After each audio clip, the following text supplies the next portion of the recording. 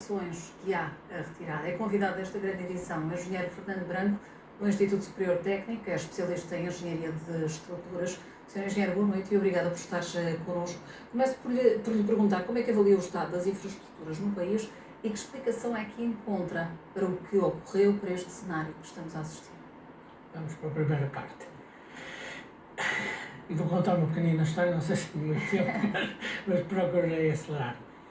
Nos anos 70, 80 do século passado, nos Estados Unidos, essencialmente, percebeu-se que o aço enferrujava e o betão degradava-se, o que levava a que, de repente, apareceram inúmeras pontes extremamente degradadas. Não havia dinheiro para reparar aquilo tudo. E, portanto, pensou-se e desenvolveu-se uma tecnologia que hoje em dia se chama sistemas de gestão, em que consistem basicamente em fazer inspeções periódicas, detectar as anomalias e depois periodicamente ir reparando as anomalias que são detectadas. Significa isso que o envelhecimento dos materiais é hoje em dia uma das maiores preocupações? Exatamente.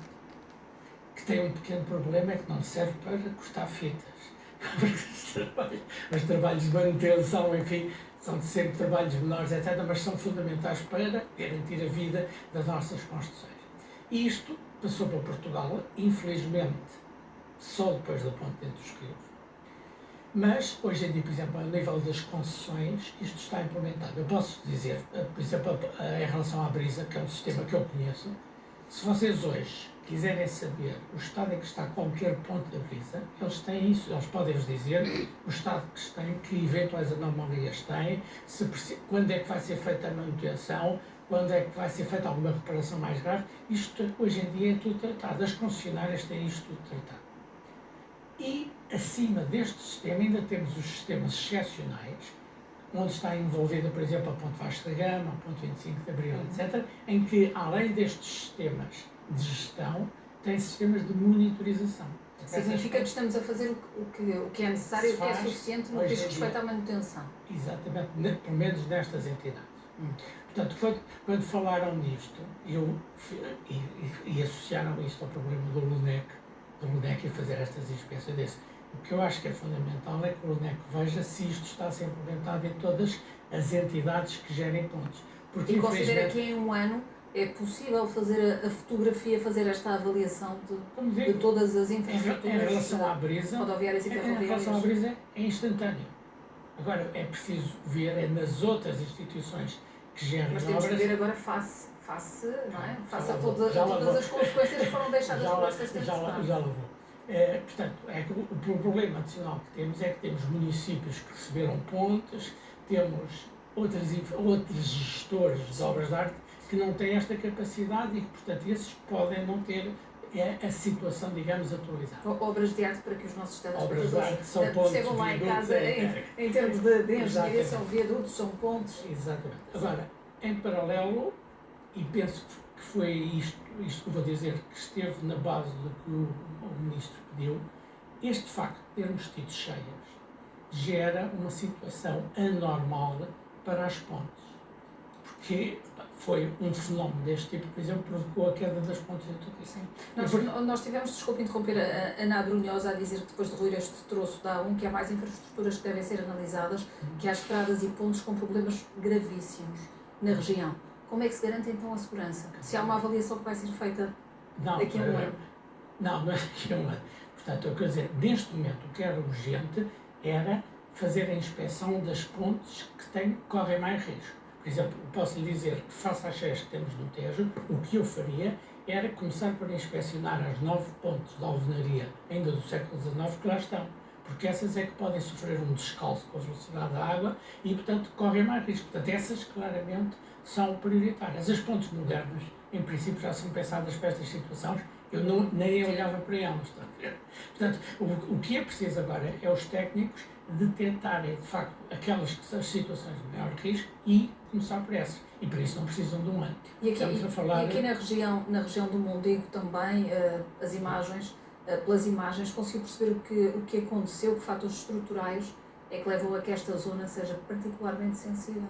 Não, neste caso concreto, o problema essencial vem do Rio Mondego. Portanto, o que é afetado essencialmente, em relação às pontes, as obras que estão associadas ao Rio Madeira. Depois temos o problema dos deslizes de terrenos, que também tivemos imensos, houve estradas deslizadas, etc.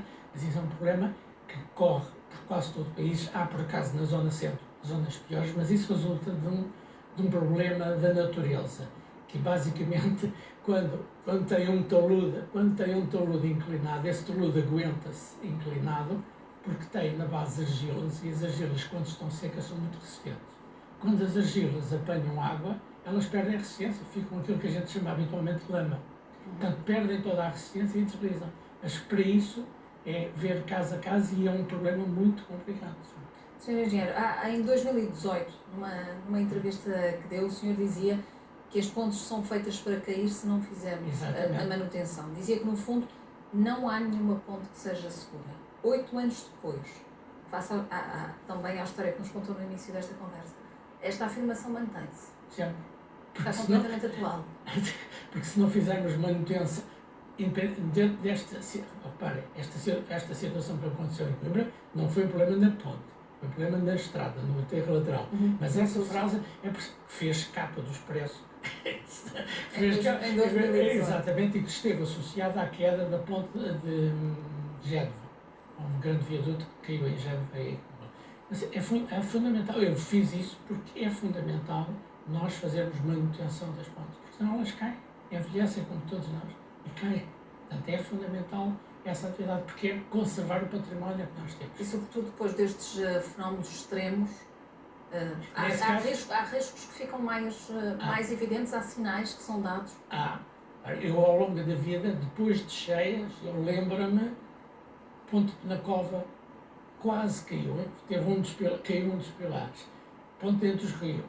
Várias pontes aqui nos arredores de Lisboa com cheias. Tudo isto foram pontes que caíram precisamente só devido ao problema de cheias, porque são pontes, em geral, com pilares de pedra, pilares de alvenaria, e que fundam com aquilo que nós designamos sapatos. Portanto, é fundação direta no fundo da areia. E a água, ao passar com mais velocidade, tira a areia e os pilares perdem a sustentação. Portanto, isso, neste momento, é o maior risco que nós temos nas obras de arte. E as que são construídas nessa base, que em geral são tudo pontes interiores ao betão armado, pontes com pilares de pedra, de alvenaria, essas pontes deviam ser as primeiras, de facto, a ser inspecionadas e ver se tem algum sintoma de anomalia, pilares inclinados, coisas desse. É o maior risco que a gente pode ter neste momento. Assim sendo, o que é que mais o preocupa e o que é que revela sobre a capacidade de resposta das infraestruturas a fenómenos extremos? Que avisos é que daria aos decisores políticos? O que é preciso é estes sistemas de gestão que eu falei no início estarem a funcionar para todas as entidades. Porque nós, nas concessionárias, obrigámos, quando se fez o contrato de concessão, a garantir e fazer esta manutenção. Mas existem meios, existem recursos suficientes para fazer esse tipo de avaliação? Se me está a perguntar do IP, no fundo é quem tem, mas não sei, eu não conheço a situação atual do IP. O IP, nos anos 80, estava muito mal, digamos.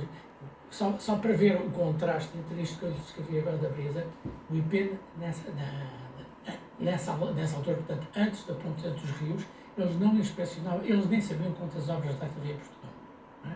Portanto, eles nem as inspecionavam e limitavam-se a quando alguém lhes telefonava a dizer esta ponte está a cair e eles irem ao local. Portanto, neste momento demos um grande passo. Portanto, temos sistemas de gestão, temos inspeções periódicas, tudo isso. Portanto, estamos no bom caminho e se podemos... E que passo é que temos que dar agora, Sr.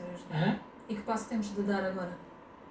Se mantivermos assim, para mim estou satisfeito. Agora, após uma situação destas, tem sempre que ser feita uma inspeção às obras para ver se não... Repare, eu estou a dizer isto para estas cheias, como podia dizer uma situação de fogos. Os fogos também afetam estas obras de arte, podem danificá-las. Também convém sempre obras.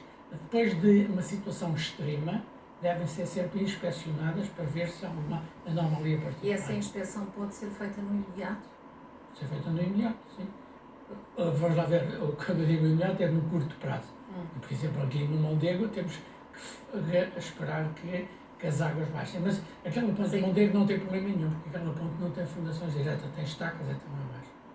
No Mondego, apesar de haver muitas notícias a dizer que a ponte ruiu, etc., a ponte não sofreu praticamente nada. O que aconteceu foi o aterro, portanto, a parte da estrada em aterro é que ruiu, foi agredido. Sim, mas propriamente. como foi a questão do troço. Exatamente. Senhor Engenheiro Fernando Branco, boa noite e obrigada Muito pelas suas obrigado. explicações e pela sua ajuda.